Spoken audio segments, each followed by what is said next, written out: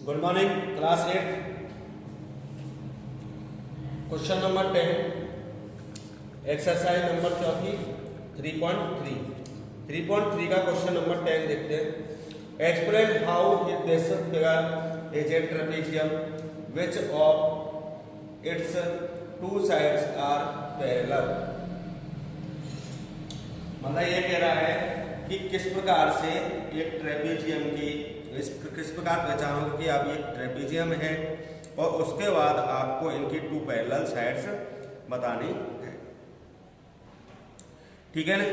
तो ट्रेपेजियम की जो ट्रांसवर्सल लाइन होती है, ट्रेपेजियम की जो ट्रांसवर्सल लाइन होती है, तो ट्रांसवर्सल लाइन पर बनने वाले जो टू एंगल्स होते हैं उनका सम क्या होता है 180 डिग्री।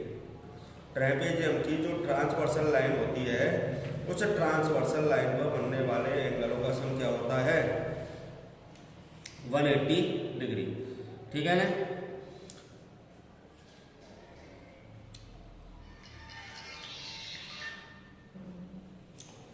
जो transversal line non parallel line होती है, नॉन पैरेलल लाइन का जो सम होता है वो क्या होता है 180 डिग्री होता है। ठीक है ना। वन पैरेलल लाइन हो चाहे नॉन पैरेलल लाइन हो, उनके जो इंटीरियर एंगल होते हैं उन इंटीरियर एंगलों का टू इंटीरियर एंगलों का सम क्या होता है 180 डिग्री होता है। उसे ही हम क्या कहते हैं ट्रेपेजियम। क्या कहते हैं उसे ट्रेपेजियम।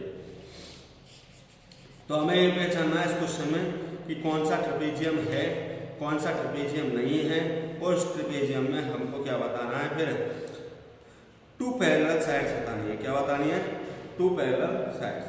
और पहली बात तो ट्रेपेजियम में पैरेलल साइड का एक ही पेयर होता है। पैरेलल साइड का क्या होता है एक ही पेयर होता है। ठीक है ना। तो इसलिए 10 का फर्स्ट क्वेश्चन देखते हैं। तो 10 के फर्स्ट क्वेश्चन में हम देखते हैं तो फर्स्ट क्वेश्चन में हमारे जो दो एंगल्स दिए गए हैं टू एंगल्स दिए गए हैं, वो दोनों एंगलों का सम क्या है 180 डिग्री है। ठीक है ना। Sum of interior opposite angles is 180 degree.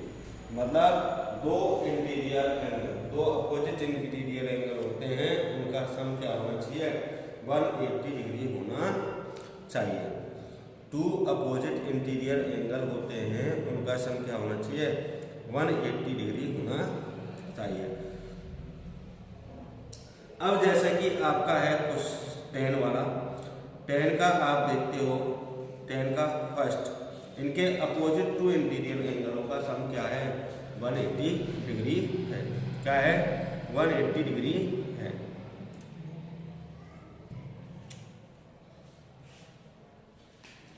ठीक है ना। टू अपोजिट जो इंटीरियर एंगल हैं उनका सम क्या है 180 डिग्री। या फिर अपन कह सकते हैं ट्रांसवर्सल लाइन जो नॉन पैरेलल लाइन होती है, नॉन पैरेलल लाइन के टू एंगल्स का सम क्या होता है 180 डिग्री होता है। क्या होता है 180 डिग्री होता है। जबकि अपन का डायग्राम नंबर फिगर नंबर 3.32, इसमें एक ही फिगर है 3.32। 10 क्वेश्चन नंबर 10। क्वेश्चन नंबर 10 में हमारा डायग्राम रखा है इस तरीके से। यह है कुछ इस तरीके से है। ठीक है ना। इस तरीके से दिया हुआ है। इसमें दे रखा है 100 डिग्री, 100 डिग्री, और ये दे रखा है 80 डिग्री। इसका नाम है KLM। क्या है KLM। क्या दे रखा है KLM। Explain how this figure is a trapezium. Explain कीजिए ये जो डायग्राम है वो एक ट्रेपेजियम है या नहीं। तो इसने कहा है सम ऑफ जो इनके इंटीरियर अपोजिट एंगल होते हैं उनका सम क्या होता है 180 डिग्री। जो इसके इंटीरियर एंगल है उनका सम क्या है 180 डिग्री है। ठीक है। ओके। मतलब ट्रांसवर्सल लाइन होती है मतलब तिरछी रेखा। तिरछी लाइन होती है, ट्रांसवर्सल लाइन होती है तिरछी लाइन, ठीक है ना। और मतलब उसका non parallel line, non parallel line पर बनने वाले वो एंगल्स का सम क्या है 180 डिग्री, ठीक है ना। The sum of two angles, the sum of two angles, ठीक है ना, are 180 degree, so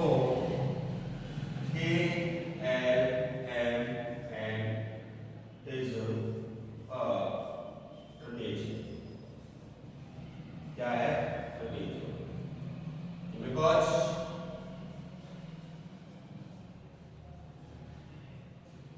KL parallel MN, K और KL और MN क्या है पैरेलल है, KL और MN क्या है पैरेलल है।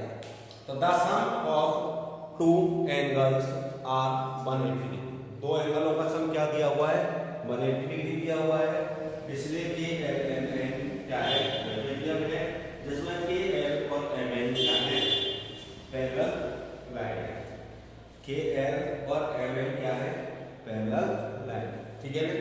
तो इसलिए जो नॉन पैरेलल लाइन होती है उनके दोनों एंगलों का अगर सम 180 डिग्री होता है और एक पेयर क्या होता है पैरेलल होता है, तो वो क्या होता है ट्रेपेजियम होता है, क्या होता है ट्रेपेजियम, ठीक है ना। अपन को इसको ऐसे लिख सकते हैं, पहले लिखते हैं the sum of two angles are 180 degree, KL parallel MN, so KLMN is a trapezium,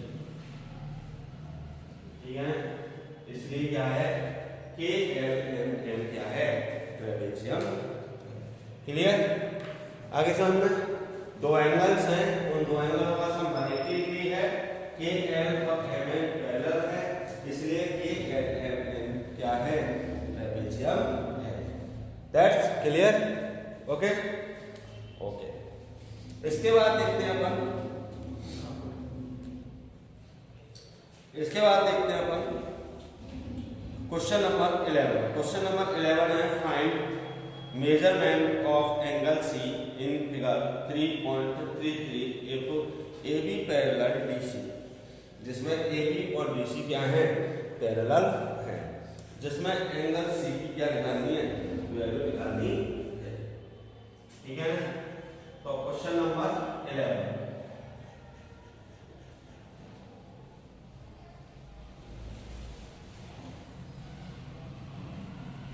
question number 11, question number क्या है 11।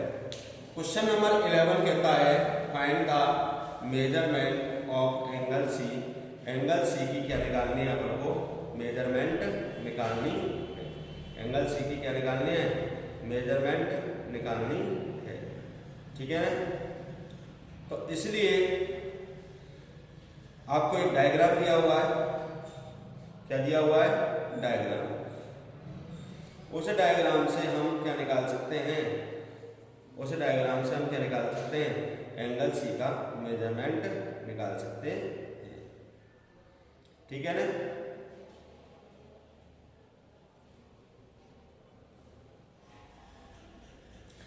तो डायग्राम ABCD, जिसमें आपको B पर दे रखा है एंगल 120 डिग्री का, कितने का दे रखा है 120 डिग्री का, कितने का दिया हुआ है 120 डिग्री का, ठीक है ना।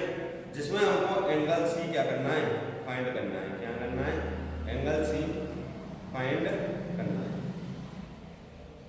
तो करें एंगल C फाइंड। अभी मैंने थोड़ी देर पहले बताया था, तो ये हमारा जो डायग्राम दिया हुआ है वो भी एक क्या है ट्रेपेजियम, जो हमारा डायग्राम दिया गया है वो भी एक क्या है ट्रेपेजियम है, क्या है ट्रेपेजियम, ठीक है ना। तो ट्रेपेजियम के नॉन पैरेलल साइड पर बनने वाले जो एंगल होते हैं वो कितने को होते हैं, उनके सम होते हैं 180 डिग्री, कितना होता है 180 डिग्री, ठीक है ना। तो हम इसको आसानी से निकाल सकते हैं, ऐसा कोई दिक्कत नहीं है, ठीक है ना। तो ट्रांसवर्सल लाइन जो होती हैं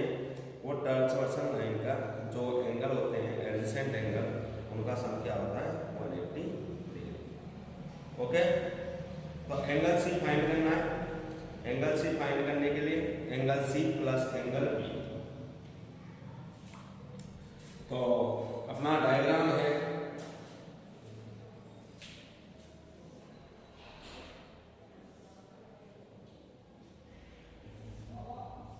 यह 120 degree A B C B, तो angle B plus angle C इसका क्या हो जाएगा 180 degree.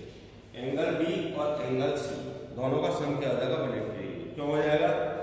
Angles on the same side, angles on the same side, angles on the same side of transversal.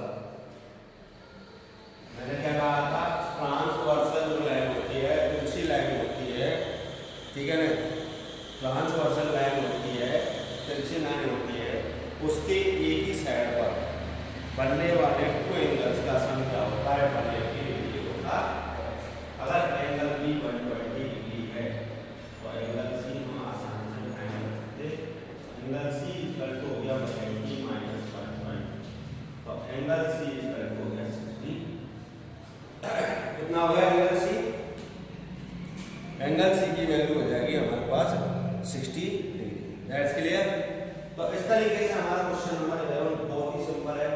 मतलब ये होती है ट्रांसवर्सल लाइन, मतलब इस तरीके से तिरछी लाइन होती है, उसको कहते हैं ट्रांसवर्सल लाइन। और ट्रांसवर्सल लाइन के एक ही साइड पर, एक ही तरफ सेम साइड पर बनने वाले टू एंगल्स का सम क्या होता है 180 डिग्री होता है। क्या होता है 180 डिग्री, ठीक है ना। इसलिए ये क्या है, दोनों एंगल का सम 180 डिग्री होने से सी की वैल्यू क्या होगी 60 डिग्री। आगे सामने क्वेश्चन नंबर 12। क्वेश्चन नंबर 12 क्या कहता है? क्वेश्चन नंबर 12 कहता है भैया, find the measure of angle P, angle S if SP parallel RQ in figure 3.34. If you find measure of R, is there more than one method to find measure of P? Simple question है, बहुत ही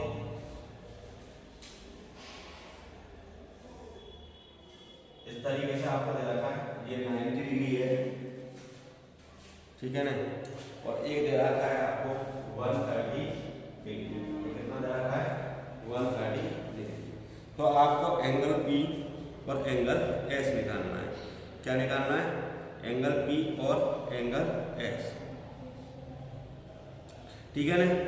पहली बात तो transversal की बात करें तो transversal से P निकल सकता है। ट्रांसवर्सल की अगर बात नहीं करें तो एंगल S भी क्या है अपना 90 डिग्री का। एंगल S भी क्या है आपका 90 डिग्री का। शो नहीं कर रहा था इसलिए हम डायरेक्ट 90 डिग्री बोल नहीं सकते उसको, ठीक है ना। इसलिए हम क्या बोलेंगे, angle R plus angle S बोल सकते हैं, या angle P plus angle Q। ये भी एक क्या है ट्रेपेजियम है, ये भी एक क्या है ट्रेपेजियम है, ठीक है ना। तो ये हो गया अपना P Q R S। तो एंगल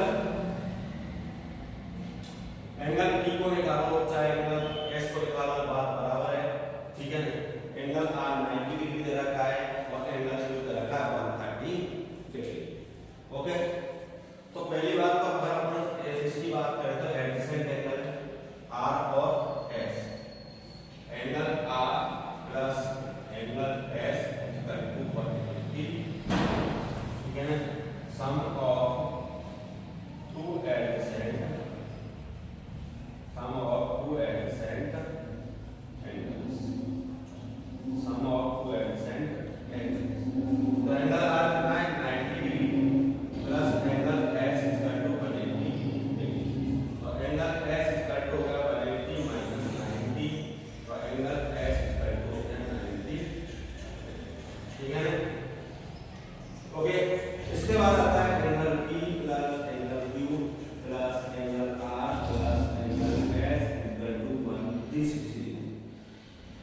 एक क्वाड्रिलेटरल के चारों एंगलों का सम क्या होता है 360 डिग्री। तो एंगल P में हमारा कुछ है, एंगल Q है हमारा 130, एंगल R है 90 और एंगल S है 90 इक्वल टू हो गया 360 डिग्री। ठीक है ना। तो इस तरीके से एंगल P प्लस 130 और 90 220 220 और 90 310 कितना हो गया 310 इक्वल टू 360। तो angle P equal to 360 minus 310। तो एंगल P इक्वल टू कितना हो गया 50। एंगल P की वैल्यू कितनी है 50 डिग्री। ठीक है ना। तो इस तरीके से हमारे एंगल P और एंगल S क्या हो गए फाइंड हो गए। एंगल P की वैल्यू आ गई 50 डिग्री और एंगल S की वैल्यू आ गई कितनी 90 डिग्री। क्लियर। तो क्वेश्चन नंबर 12 समझ में आ गया, कोई दिक्कत। अपन चलते हैं अब एक्सरसाइज नंबर नेक्स्ट पर। तो exercise last and final exercise है हमारी एक्सरसाइज नंबर 3.4। कौन सी है एक्सरसाइज नंबर 3.4। ठीक है ना। तो एक्सरसाइज 3.4 पर चलते हैं। एक्सरसाइज 3.4 पर चलने से पहले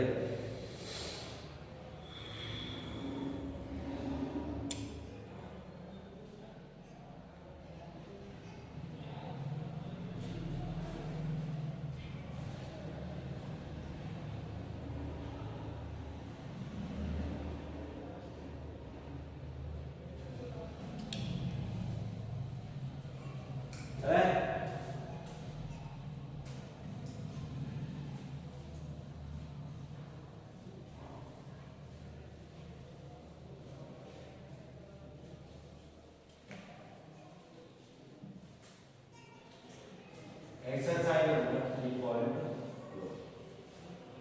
एक्सरसाइज नंबर 3.4 में आपके ट्रू फॉल्स दिए हुए हैं। स्टेट वेदर ट्रू और फॉल्स। पहला क्वेश्चन है ट्रू और फॉल्स। इसका पहला जिसमें आपको स्टेटमेंट नहीं बताना ये ऐसा क्यों हुआ क्या नहीं हुआ, सिर्फ आपको बता ऊपर all rectangles are squares. All rectangles are squares. सभी रेक्टेंगल क्या होते हैं स्क्वायर होते हैं। तो ये बात फॉल्स है। मतलब रेक्टेंगल जो रेक्टेंगल होगा वो क्या होगा स्क्वायर। तो रेक्टेंगल की अपोजिट साइड इक्वल होती है जबकि स्क्वायर की ऑल साइड्स इक्वल होती हैं। रेक्टेंगल का ईच एंगल 90 डिग्री पे होता है, स्क्वायर का ईच एंगल 90 डिग्री पे होता है। परंतु फर्क क्या पड़ा कि रेक्टेंगल की अपोजिट साइड क्या होती है इक्वल। ठीक है ना। मतलब आपके सभी स्क्वायरों को हम रेक्टेंगल बोल सकते हैं, स्क्वायर्स को हम क्या बोल सकते हैं रेक्टेंगल। परंतु रेक्टेंगल को हम क्या नहीं बोल सकते हैं स्क्वायर नहीं बोल सकते हैं। तो ऑल रेक्टेंगल्स आर स्क्वायर तो इसमें आएगा फॉल्स। अगर क्वेश्चन आ जाता ऑल स्क्वायर्स आर रेक्टेंगल तो आ जाता ट्रू। मतलब हम सभी स्क्वायरों को रेक्टेंगल कह सकते हैं परंतु रेक्टेंगल को हम स्क्वायर नहीं कह सकते क्योंकि रेक्टेंगल में अपोजिट साइड क्या होती है इक्वल, जो स्क्वायर की क्या होती है ऑन साइड्स। ठीक है ना। अब कहोगे सभी स्क्वायर को अपन रेक्टेंगल कैसे बोल सकते हैं। स्क्वायर की साइड क्या होती है सभी इक्वल होती है, रेक्टेंगल की तो अपोजिट होती है। तो हम क्या कह सकते हैं एंगल के अकॉर्डिंग कह सकते हैं कि स्क्वायर का प्रत्येक एंगल 90 डिग्री का होता है तो रेक्टेंगल का प्रत्येक एंगल 90 डिग्री का होगा। तो यह ध्यान रखना हम सभी ऑल रेक्टेंगल्स को स्क्वायर नहीं बोल सकते हैं परंतु ऑल स्क्वायर्स को हम रेक्टेंगल बोल सकते हैं। ठीक है ना। दूसरा all rhombus are parallelograms. All rhombus are parallelogram. सभी रोम्बस को आप पैरेललोग्राम बोल सकते हैं। All rhombus are parallelograms. सभी रोम्बस क्या होते हैं पैरेललोग्राम्स होते हैं। ये बात ट्रू है। बिल्कुल स्क्वायर और रेक्टेंगल जैसे सभी रेक्टेंगल को स्क्वायर नहीं कह सकते उसी तरीके से सभी पैरेललोग्राम को रोम्बस नहीं कह सकते हैं। उसी प्रकार सभी स्क्वायर को हम रेक्टेंगल बोल सकते हैं, उसी प्रकार सभी रोम्बस को हम पैरेललोग्राम भी कह सकते हैं। ठीक है ना। All squares are rhombus and also rectangle. सभी स्क्वायर जो है वो क्या है, रोम्बस भी है और रेक्टेंगल्स भी हैं। मतलब जो भी स्क्वायर्स होते हैं, all squares are rhombus and rectangles. ठीक है ना। सभी स्क्वायर को हम क्या कह सकते हैं, रोम्बस कह सकते हैं और रेक्टेंगल कह सकते हैं। ये क्या है, मैंने क्या कहा था, स्क्वायर को आप रेक्टेंगल भी बोल सकते हो, स्क्वायर को आप रोम्बस भी बोल सकते हो, परंतु रोम्बस को स्क्वायर नहीं बोल सकते, आप रेक्टेंगल को स्क्वायर नहीं बोल सकते हो। ठीक है ना। All squares are not parallelogram. सभी स्क्वायर्स पैरेललोग्राम नहीं होते हैं, सभी स्क्वायर्स पैरेललोग्राम नहीं होते हैं।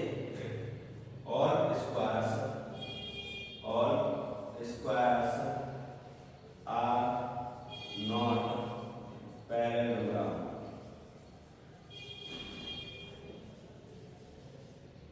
तो ये होगा फॉल्स। क्या होगा, फॉल्स। ठीक है ना।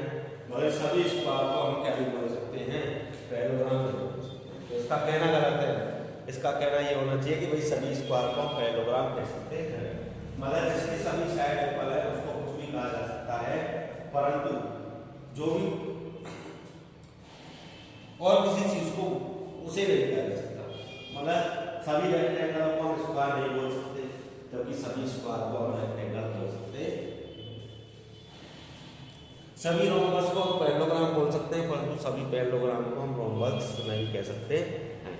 सभी स्क्वायर को रोम्बस और रेक्टेंगल कह सकते हैं, परंतु सभी रेक्टेंगल या रोम्बस को हम स्क्वायर नहीं कह सकते, और सभी स्क्वायर को हम पैरेललोग्राम भी कह सकते हैं। All kites are rhombus. सभी काइट क्या होती है, रोम्बस। सभी काइट क्या होती है, रोम्बस। तो ये भी आएगा false. All kites are rhombus, all kites are rhombus, तो ये भी क्या आएगा, फॉल्स। क्या होगा, फॉल्स। क्योंकि सभी काइट क्या नहीं होती है, रोम्बस नहीं होती है, जबकि सभी रोम्बस क्या हो सकते हैं, काइट हो सकते हैं। All rhombus are kites, all rhombus are kites, तो ये ट्रू है। मैंने अभी बताया था, मतलब सभी ऑल काइट्स को रोम्बस नहीं बोल सकते, जबकि ऑल रोम्बस को हम काइट बोल सकते हैं। इसलिए ये क्या है, ऑल पैरेललोग्राम आर ट्रेपेजियम। सभी पैरेललोग्राम क्या होते हैं, ट्रेपेजियम होते हैं, तो ट्रू है। और all squares are trapezium.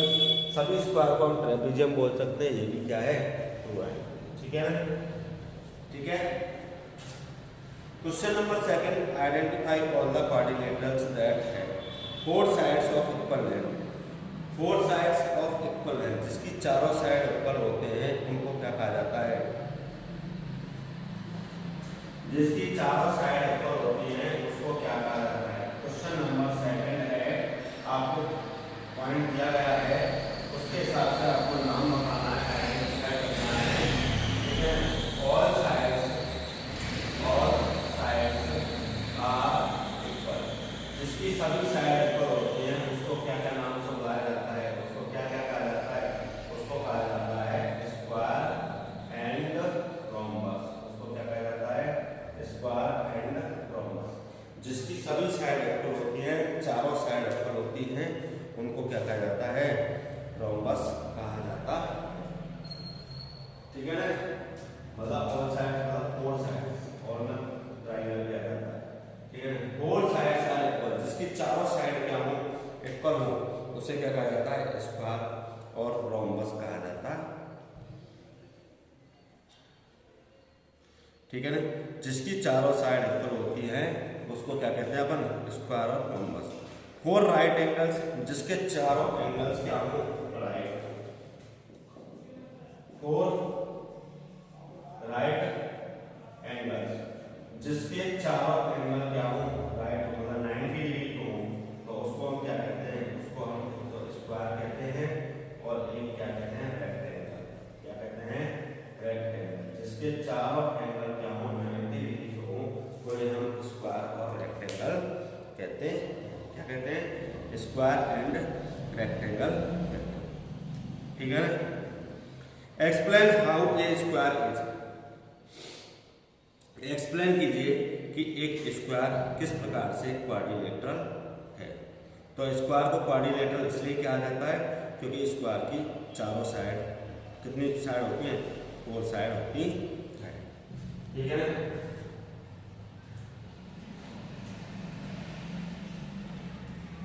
Question number 3 कह रहा है कि how explain how a square is. Explain how a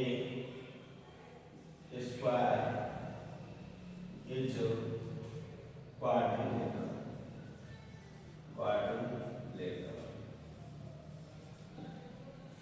तो आंसर है मतलब स्क्वायर को किस प्रकार एक क्वाड्रिलेटरल कहा जाता है। मतलब क्वाड्रिलेटरल क्यों कहा जाता?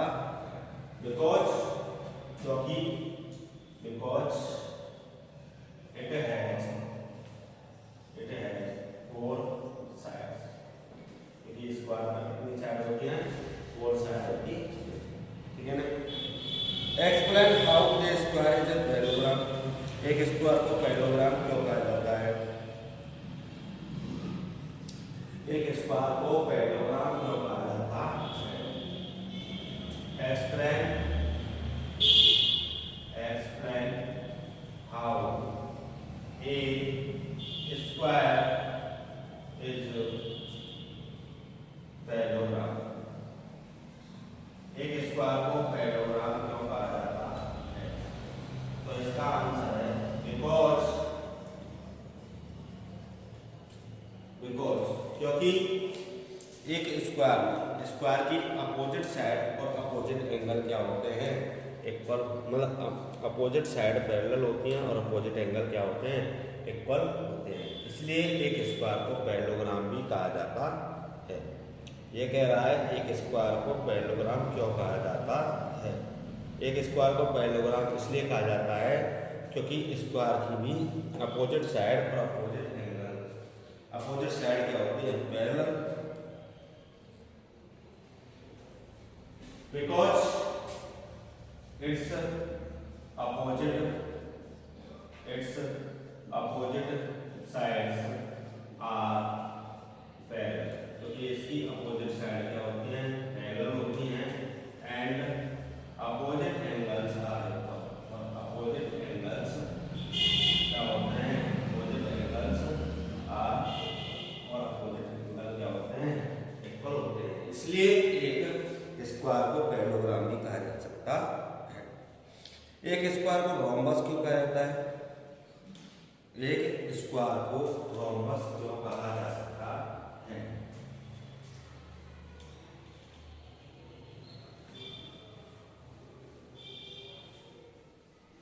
एक स्क्वायर को रोम्बस क्यों कह सकते हैं? Answer because its all sides are equal. क्योंकि इसकी सभी साइड क्या होती हैं? इक्वल होती है। Because all sides are equal. ठीक है ना? And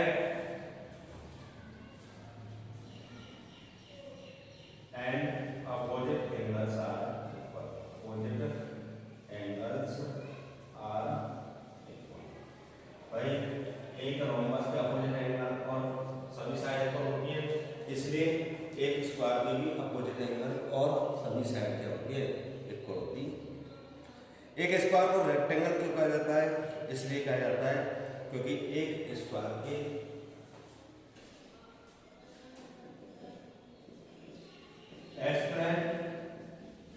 explain how a square is rectangle.